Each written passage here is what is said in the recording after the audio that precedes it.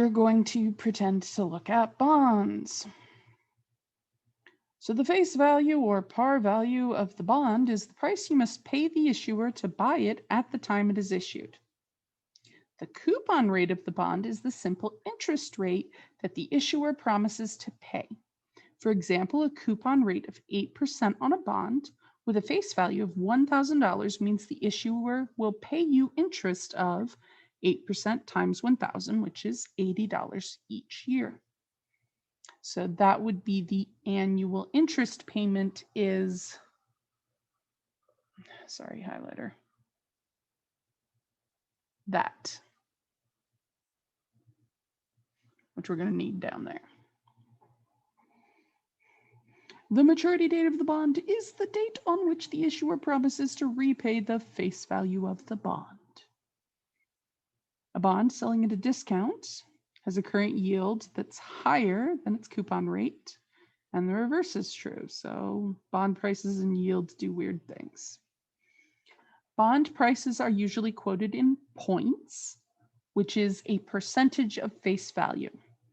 So most bonds have a face value of $1,000. So a bond that closes at 102 points is selling for 102% of 1,000, which is 1,020. And that would be its current price.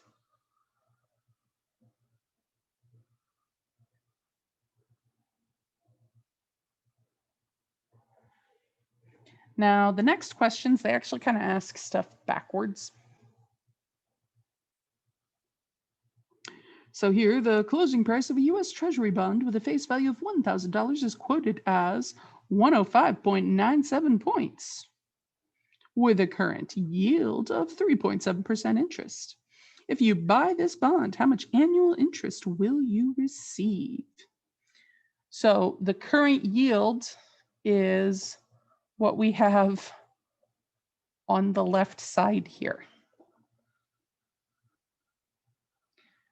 Now, when we have a formula, if we don't see the times 100%, then this percentage here, we need to put the decimal instead.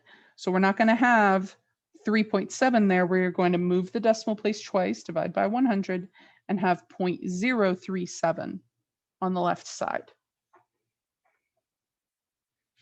Then it asked how much annual interest. That's our top number, and that's our unknown. And then our other piece is figuring out the current price. So this is where we have our 1,000 times that, which is a percent. So we would have to calculate it as a decimal to figure out the current price of the bond. So let me go ahead and type that up. So the current price of the bond is the $1,000 times, now you can either type 105.97 divided by 100 to convert it back into a decimal, or just move the decimal place twice, like that. So $1,059.70 is the current price of the bond. So that is the pink position in the formula. And the 3.7, we are actually going to use 0.037.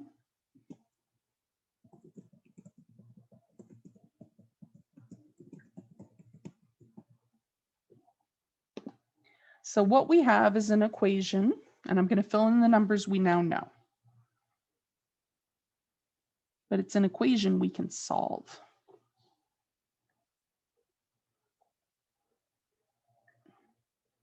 All right, so we have 0.037 equals our unknown. So I'm just going to put an X up there. And then our bottom is that 1059.7. Really, it's 0.7 because it's money, but whatever. So to get X by itself, we have X divided by a number. I need to undo division or use the opposite operation from division, which is multiplication. So we are going to multiply both sides by the number we want to get rid of.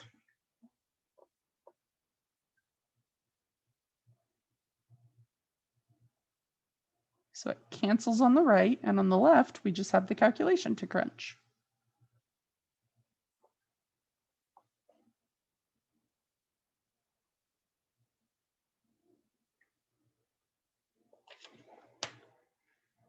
So the annual interest payment is 1059.7 times 0.037. We probably don't need the parentheses, but better safe than sorry. So $39.20 or 21 cents. So that is how much you will get each year for this bond. So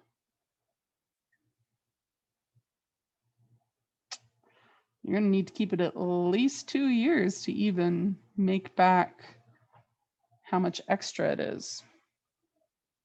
All right.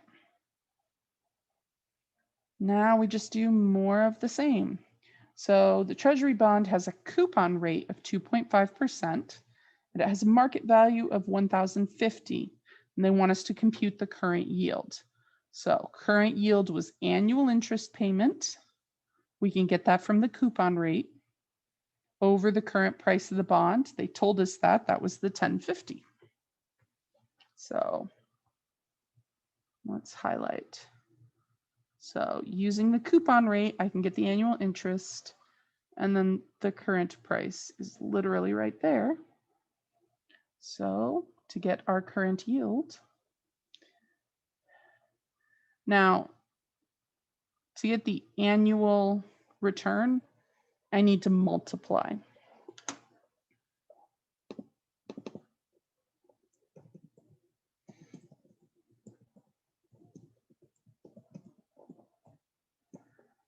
So that is 1,000 times 0.025. So $25 is the annual interest payment. So our current yield as a decimal is 25 divided by 1,050. But we can convert that into the percent. So that is 2.38%. So that is apparently the current yield. Now this third example is doing what this first example up there did. They give us the current yield, 3.6. It's a $10,000 bond now. And they give us the quote of 102.5. So we're going to have to multiply to get the price, the current price of the bond, and we have the current yield. So we'll be solving for the annual interest payment. So the current yield is 0.036. We move it twice. Oh, hold on. The current price is the $10,000 times 1.025. So 10,250 is the current price. That was on the bottom. That's the number that would have gone on the bottom. So we are going to end up multiplying that times the current yield.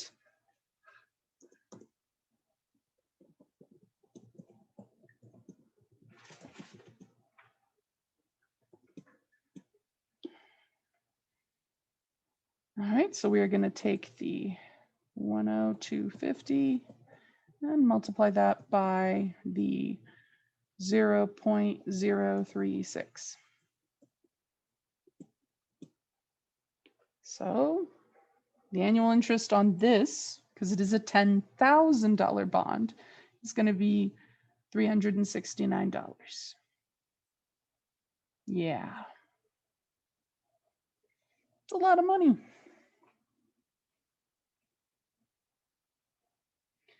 All right, then the last bit is a little bit about mutual funds. So here they talk about the annual fee, which if you're going to invest money in a fund, you first pay the annual fee of what you're going to invest, and then you have a little less than that to play around with and purchase stocks. So here they gave some data about the way this mutual fund works. That's from the book. Over here is a problem from Alex. And these three things are one of the 10 boxes there. So there's not a calculator here because you shouldn't be calculating anything. You just have to find which box is the right answer. So number of shares would be our volume, the 2 million, the amount of income.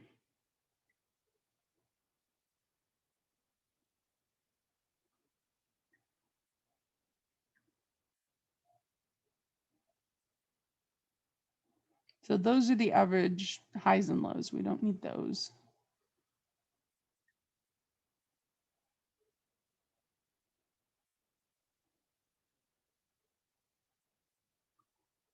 And then the percentage of change.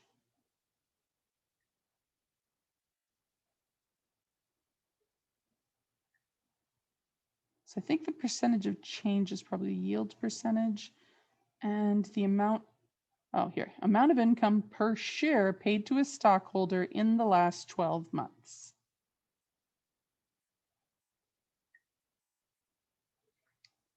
So the dividend, the annual dividend is the income, 46 cents. Percentage of change in the stock's price since the beginning of the year. Ah, so that's the year-to-date percent change, so it'll be 7.30. All right, so these are phrases, read what they actually are. Worst comes to worst, get it to show you.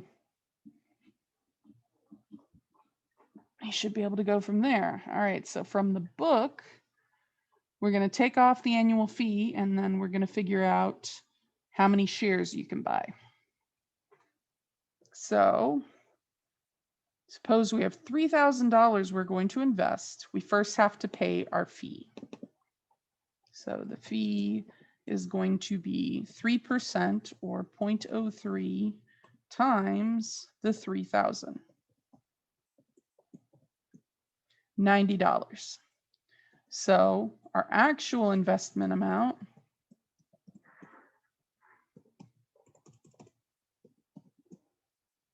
is going to be $2,910. That's 3,000 minus the 90. Now to figure out how many shares, I need to look for my price per share, which is this number on the left. The net asset value is essentially the share price. That is the current value in dollars of each share in the fund. So we're going to take our 2910 and divide it by the current price of 222.21. And we get 13 and a little left over. So we can buy 13 shares.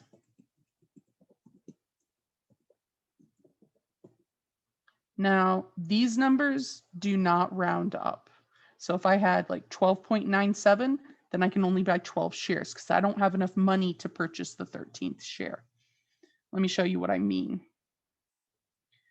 13 times 222.21, $2,888. Just under our 2910, another 200 would put us over 3,000.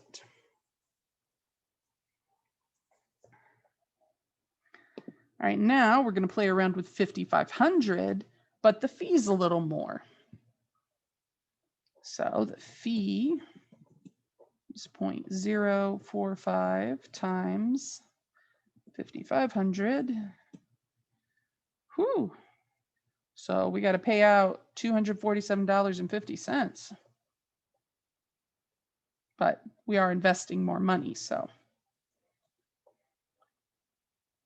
that is going to be 5,500 minus 247.5.